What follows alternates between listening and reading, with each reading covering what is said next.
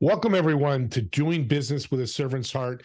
This is your podcast host, Steve Ramona, and I'm excited, fired up, because this lady takes love to another level, but she wants to help so many people, but she lives her authentic life, which we all need to do, whatever that looks like.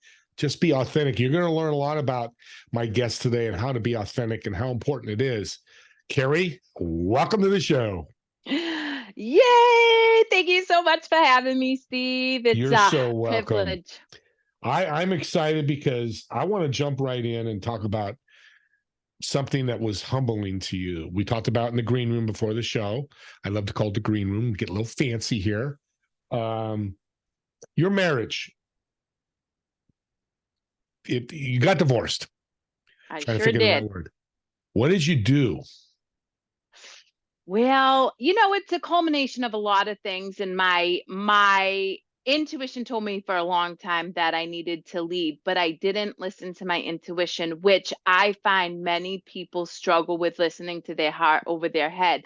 And as a result, there's a lot of resentment, bitterness. And at the time, I was drinking excessively, overworking. And what really forced me to make a different choice as to how I was going to proceed was I was out drinking with my twin sister and her friends one night, had too much to drink, decided I was going to walk home by myself through a really pretty much dangerous neighborhood. As a result, I got shot up with paintballs, bleeding, and I made it to a gas station where I called my husband. He had our two young children at the time. Of course, I'm crying. I'm incredibly upset. And he picks me up with my child in the car. I'm embarrassed. I'm drunk. So I start attacking him, berating him, which isn't something that's out of the norm for me at that time, given where I was mental health and addiction wise. And so we ended up getting home. Things escalated. I took a cast iron pan and smashed it through my oven. My kids, of course, now they're terrified. And so they fortunately were smart enough to call my twin sister up and were taken out of the home. And it really forced me to look at, who was I showing up as? And was this really how I wanted to raise my children in fear, which is an experience that I grew up in? And so that coupled with my sister passing unexpectedly due to alcoholism really forced me to not only make the changes in my marriage and how I lived life, but it also really forced me to look at my addictions and my patterns of behavior that were not serving me, and not really helping me show up as love in the world, which you and I both know is incredibly important. Yeah, it's the business professional or business or personal. You can have business love. Love is so important, and there's different kinds of love. We won't get into that. What's because you're a servant now? What's the lessons you learn? Because you're not serving when you're doing all that. You're not serving your kids, not serving your husband, not serving your sister, your twin sister. What did you learn from that experience? Well, that and over the course of many experiences that were Mm-hmm. humbling, everything from stealing from my parents to lying, really forced me to examine one, why I was showing up the way I was showing up, right? Because we don't lie just to lie. And that's why I give people a lot of grace. And so I started to examine the beliefs I had about my own self and my self-worth, why I felt the need to mask the pain and why I felt the need to continuously strive to achieve results and success. And what I learned was I didn't even know myself. I was so busy playing a role, the role of professional, the role of like daughter, the role of bad daughter, because I didn't fit into their mold, that I didn't even have a strong sense of myself. And so when I woke up the next day, it was the catalyst that said, this is no longer a way in which I'm willing to live. And so it forced me to start to listen to my intuition, and my intuition told me that it was time to leave.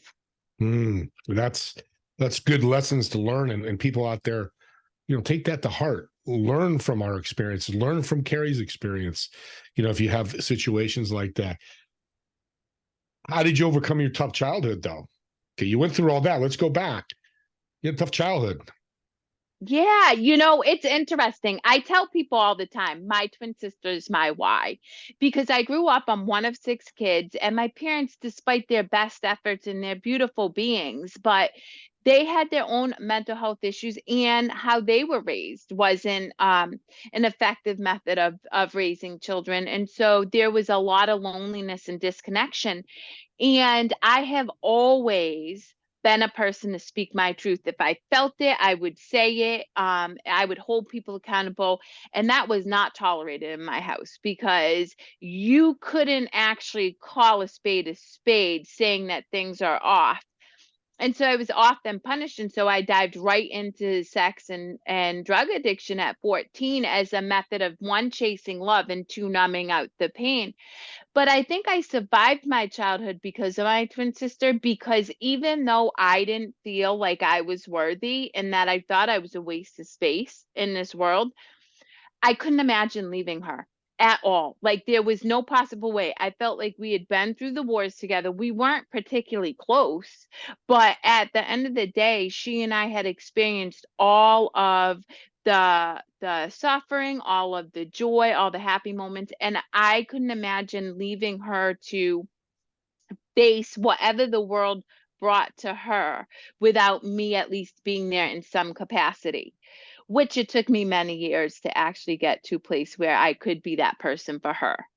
But you got there. I did get there. And Yes. that's a victory. And that's a victory people can listen to. You can get on the other side. Yeah.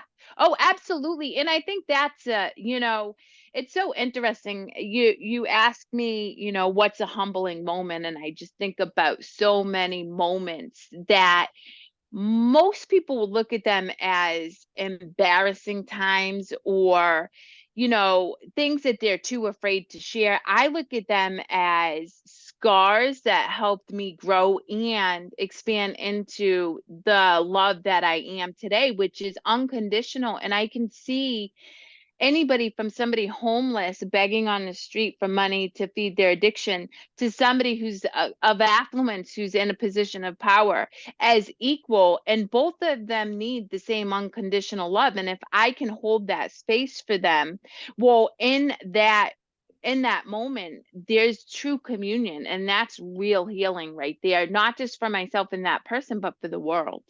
Yeah, that's powerful. Support. You need that village. You can't do it alone. Absolutely. Yes. Why do you love so much? You've said love a number of times in this show already. Why do you love so much? Because I love myself, Steve. Mm. Um, and, I would venture to say that 90+% of the people in this world don't really have a strong sense of self-love. They may perceive themselves as loving themselves, but can you love yourself when you lose your temper with your teenage daughter? Can you love yourself when you've worked a year and a half to build a business and that deal still didn't happen, and you're still scraping by on pennies just trying to make it through? Can you love yourself when your daughters ask you to buy them Christmas presents and you can't?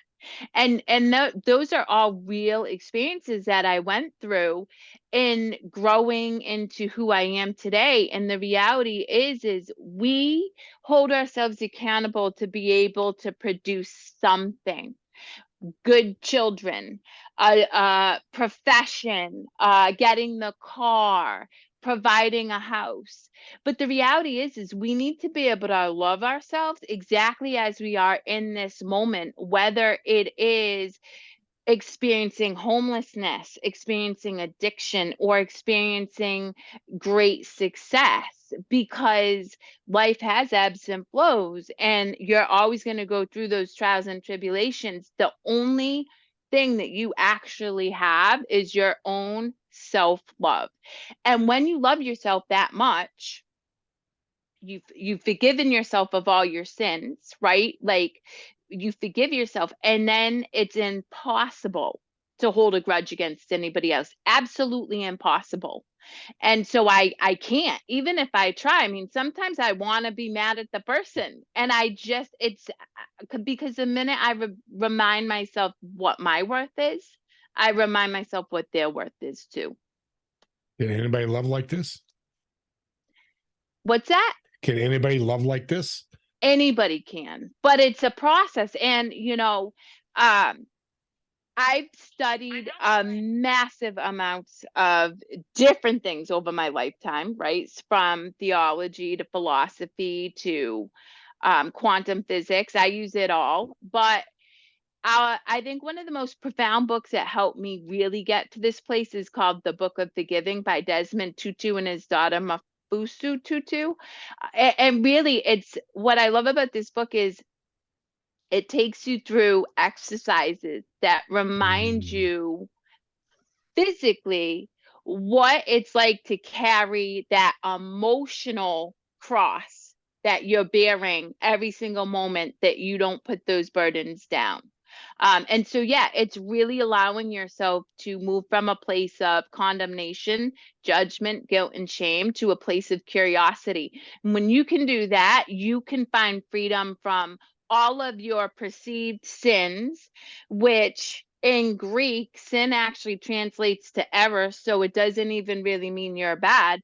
And then you can start to really learn to love yourself and face those areas that aren't ideal from a place of compassion rather than condemnation and judgment. I love it. That's so good. I just said love. Love's everywhere. It is. Well, what's the first step? Somebody's listening and what's that first step to start loving themselves? I'm simple. Drink water. Right. So if you think about it, I'm an addiction and mental health recovery coach. So I'm working with people enmeshed in chemical addiction, food addiction, perfectionism, and or depression and anxiety. So people in depression, they're not leaving their bed, let alone brushing their teeth and brushing their hair. And so what can you do? Start so small. It has to be minuscule. Grab a glass of water, place it by your bedside in the morning, drink it, 8 ounces, and then celebrate yourself, right? Celebrate, because what that celebration is doing is it's going to slowly, and it takes time, rewire your subconscious to start to believe that you're worthy of that act of kindness. Because when you're in addiction and depression and anxiety, you don't believe you're worthy. And so you need to start to embed different narratives. And so you drink the water, you celebrate, do that consistently over 30 days and start to see how you feel. And you slowly incorporate small changes that way. And in doing so, you learn that you can trust yourself, which most people don't know because we're conditioned in school. We need to listen to external sources. We need to do all this research. We need to do X, Y, and Z to be accepted instead of how does this make you feel? Like, how do you feel right now? Does this education serve you? Does it feel good? Does this relationship with this person serve you? How often do parents say, oh, that's Aunt Shelley, you need to go over there and give Aunt Shelley a hug, knowing full well Aunt Shelley is a negative Nelly, and that kid knows Aunt Shelley isn't anybody I want to hug, but we're like, nope, don't listen to your intuition. You got to go over there and give her a hug. And so really it's building upon small habits, and in doing so you learn to trust yourself and free yourself from self-loathing and not loving yourself. Yeah. Something you said about serving yourself. How important is that? It's everything, Steve. It's everything. I'm a mother of 2 children, and my children know I'm unapologetic about taking time to meet my own needs before I prioritize theirs. And I'll tell you how beneficial that is. My daughter's 14. She walked through the door just before I jumped on this call. I always make time to sit with them before, as they're coming from school. And she said to me, Mom, I need 5 minutes. I'm having a tough moment. That to me is the ultimate expression of me teaching them self-care and putting themselves first. Because if I didn't show them, hey, babe, right now I'm not in a good space to be present for you, then she wouldn't be able to articulate and communicate her needs to me. Honesty. It's all about honesty. It is. And you can't worry about people how they take your honesty, whether it's powerful or not. What you think about me, I hear this all the time. What you think about me is none of my business. I'm going to give you honesty. You deal with it great. If you don't, then we take you out of my inner circle, or we work on getting better communication. You work in a field that's very hard. Why are you working in mental health field? What's your goal? Oh, well, truthfully, I plan to be a global thought leader, Steve, and I will be, because there's so much science that says that if you believe it, it will happen. It can't not, you'll achieve it. But why? Because I remember those 5 months that I was laid up in my bed, so depressed that I was ripped out of my home by the police and brought into a hospital. And I remember the time that I had a tube placed down my nose to pump my stomach from all the Tylenol that I took at like 12 or 13 because I didn't want to live. And so for me, you know, I there's a lot of people doing a lot of good out there, but the reality is the mental health system isn't working. Medicating people and trying to get them to just keep taking medications does not serve the greater good. And so mental health for me is really starting to teach people to empower themselves to take action and take small measurable steps that are going to help them achieve not only freedom from depression, anxiety, and or addiction, but from suffering, which if you look at the collective world as we see it now, there's a lot of suffering going on. And it's because, right? What did you say when you introduced me? Authenticity. So many people are so focused on showing up the way they think they need to show up to be accepted that they lose touch with who they were meant to be, their purpose, their expression.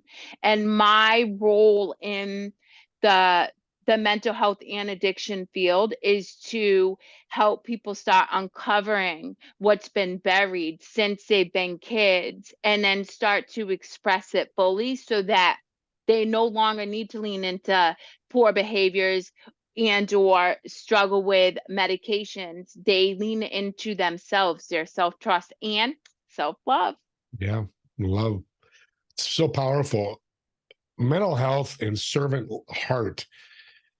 There's a disconnect there. How would you reconnect those? Somebody with mental health and bring the servant heart back into it.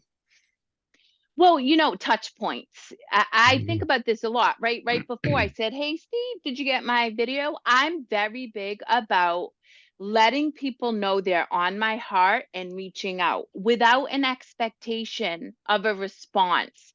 Because think about it, if you're seeped in depression, you can't reach out for help no matter how much you want to. You don't have the energy to. But if you have this random chick, Kerri, who you met a year and a half ago, who keeps sending you funny videos or inspirational quotes, or just, "Hey, I'm thinking about you today," then that is planting seeds of, well, this person I met once, maybe, and she keeps reaching out and she's persistent and insatiable. I mean, maybe there's something to me, maybe being worthy. And I think that really has been the differentiator in how I do business towards a lot of people is I love myself so much. I have no qualms about jumping on video singing "You Are My Sunshine" to some random stranger, sending it out to them and letting it land. And when you can do that enough times, that person starts to have hope. And hope is a powerful, powerful energy.